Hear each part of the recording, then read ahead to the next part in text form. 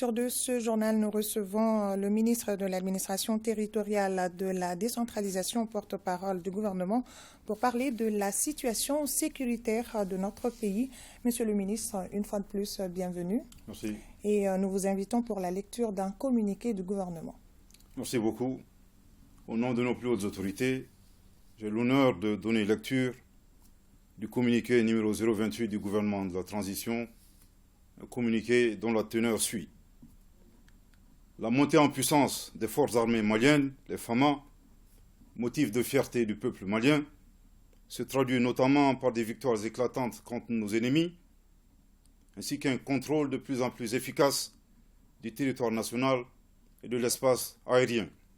À cet effet, depuis le début de l'opération Keletigui, une zone d'interdiction temporaire a été instaurée sur une partie du territoire national dans le but de sécuriser l'espace aérien, protéger les couloirs d'évolution des aéronefs autorisés et garantir la liberté d'action des FAMA en opération. Tout survol de l'espace aérien malien est subordonné à l'obtention d'une autorisation express délivrée par l'armée de l'air du Mali.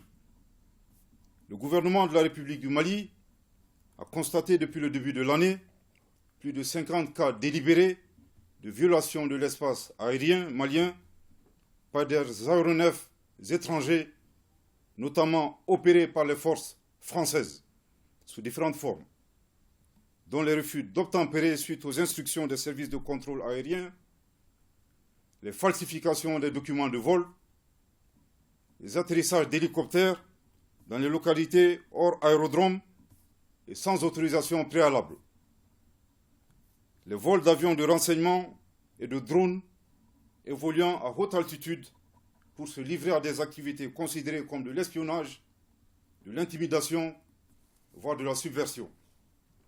L'un des cas les plus récents a été la présence illégale d'un drone des forces françaises le 20 avril 2022 au-dessus de la base de Gossi, dont le contrôle a été transféré effectivement au FAMA le 19 avril 2022.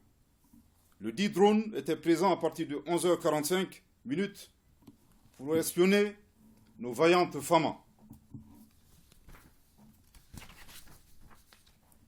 Outre l'espionnage, les forces françaises se sont rendues coupables de subversion en publiant des fausses images montées de toutes pièces afin d'accuser les FAMA d'être les auteurs de tueries de civils dans le but de ternir l'image des forces armées maliennes engagées pour la libération du territoire, la protection et la sauvegarde des populations éprouvées par une longue crise sécuritaire.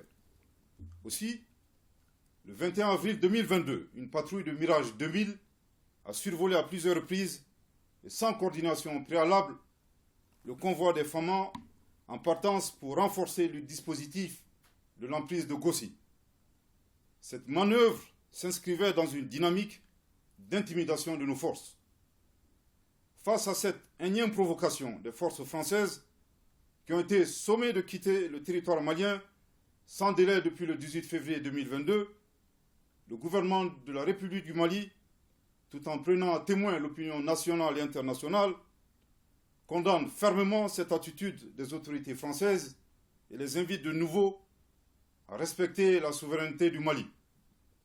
Le gouvernement de la République du Mali réaffirme sa volonté de promouvoir et maintenir la coopération avec l'ensemble des États du monde dans le respect mutuel et sur la base du principe cardinal de non-ingérence conformément aux aspirations du peuple malien.